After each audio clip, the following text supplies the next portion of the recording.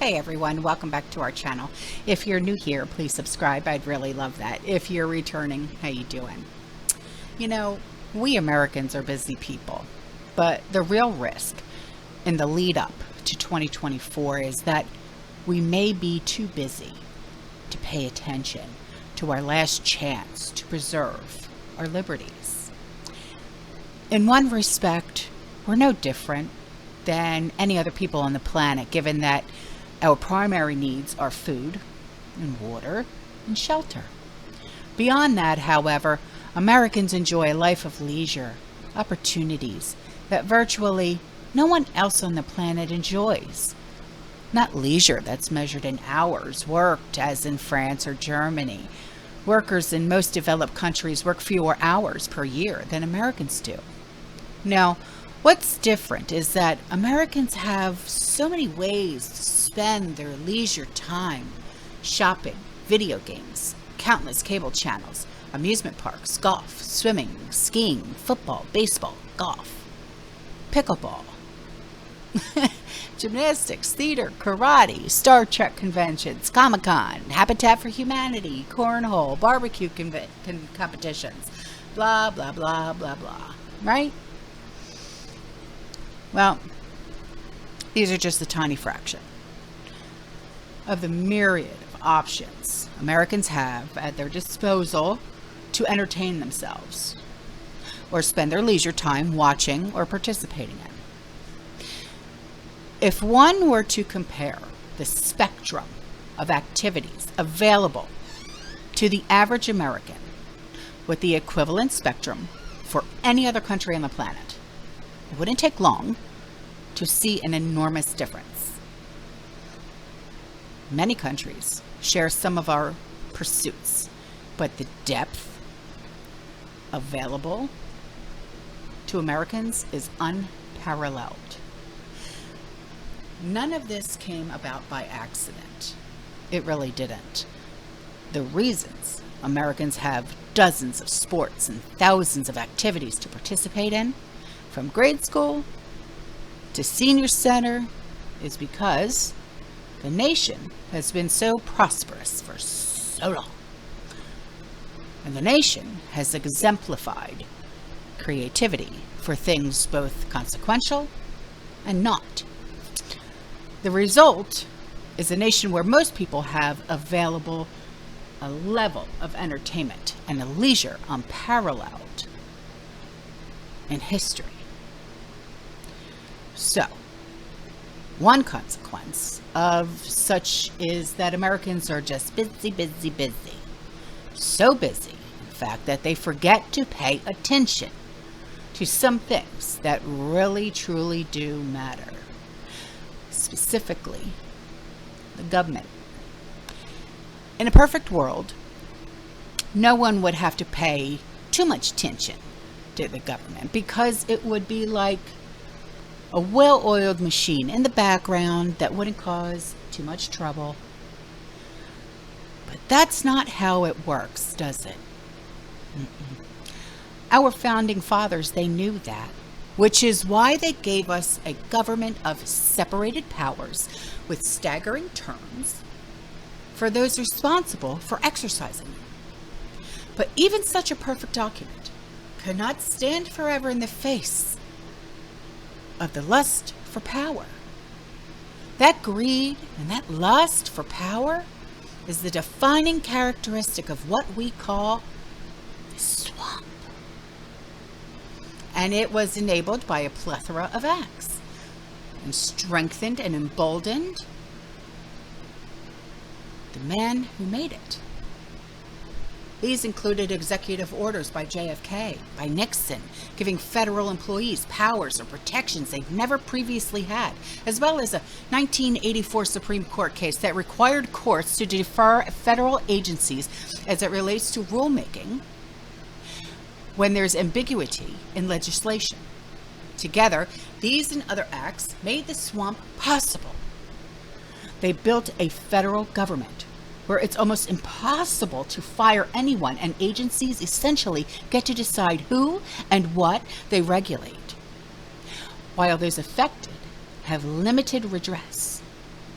So basically, we have agencies that decide what laws they want to write, staffed by people who can't be fired regardless of their failure, incompetence, or criminality. Sounds wonderful, doesn't it?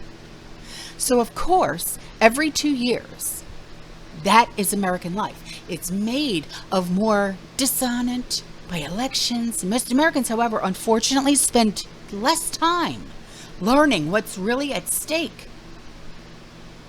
in those elections than they do selecting teams for their March Madness brackets or wondering what's going on in the dysfunctional Kardashian universe. Who cares? The reality of this disaster was demonstrated 15 years ago by a man named John Ziegler. The situation might have been acceptable 100 years ago when the federal government was relatively small and had little discernible impact on most American lives. But today, however, when the Leviathan of the federal government seeks to control virtually every aspect of our lives, it's simply not. There's a tipping point in every endeavor in life, and the life cycle of a republic is no exception. Leaving the Constitutional Convention, Benjamin Franklin was asked this question: "Doctor, we have got. What have we got? A republic or a monarchy?" He responded with this: "A republic, if you can keep it." 230 years later, we are on the verge of losing it. The problem is that too many Americans have no idea what the danger is and have little interest in finding out.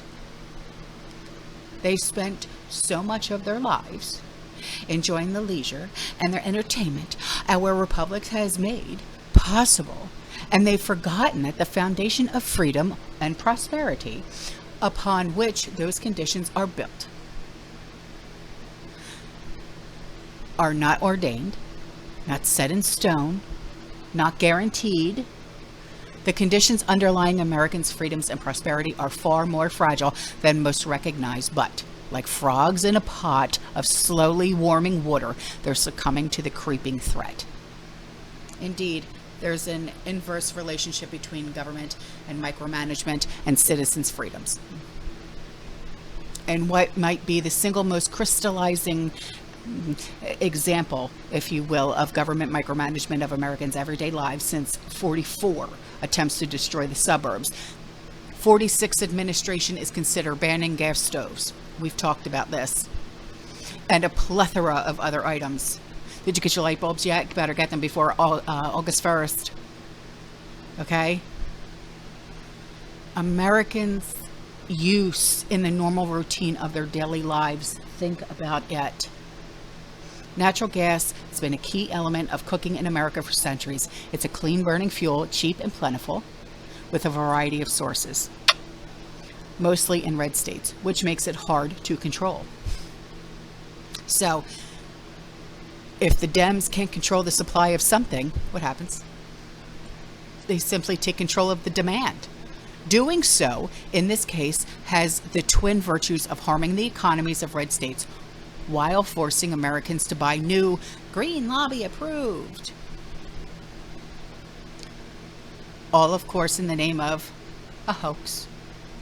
So, these and literally tens of thousands of other federal regulations are the cost to Americans, and not paying attention, summed up by the notion that politics is downstream from culture.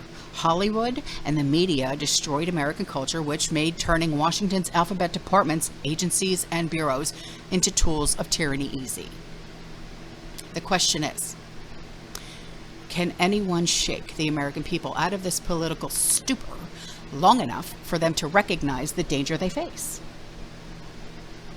Will Americans rise to the occasion next year? Or will they instead continue to eat the fruit from the tree of liberty, oblivious to the rot of its roots? Perhaps a paraphrasing might help for you. First, they raise the minimum wage. Then, they destroy the public education. Next, they limit cable rates. When they came for the light bulbs, August 1st, remember, stock up, I didn't react because it made me feel good. I was helping the environment. Yay. Right? One day they said ethnicity was more important than the ability for college acceptance, but I said nothing because I already graduated. How many people here have a college degree? Raise your hand. Okay. Me too. They increased taxes on the rich, and I didn't care because I'm not rich, right? I'm not rich. Are you? Mm-mm.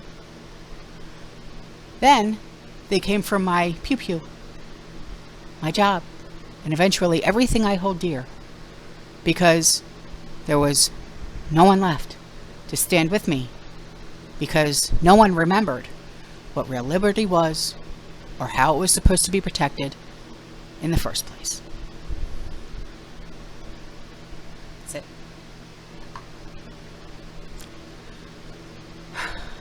Stinks, but all of it's true. We're so shiny object. That's what this whole thing is about. Shiny object. Pay attention what's going over here, not over here. Did you get it? I hope so, because that's exactly what I just said. Shiny object. Everything I just said to you, I should have just summed it up for you. Shiny object. Worry about what's going on over here instead of what's going on over here. They want to deter you instead of worrying about what's going to happen next year. That's it. Worry about your leisures, worry about the Kardashians, worry about this, worry about that. Don't worry about this, because if you do, then you'll find out the truth, and they don't want that. I'll see you later. You guys stay safe, you stay positive, you keep prepping, and as always, fear less. Ciao.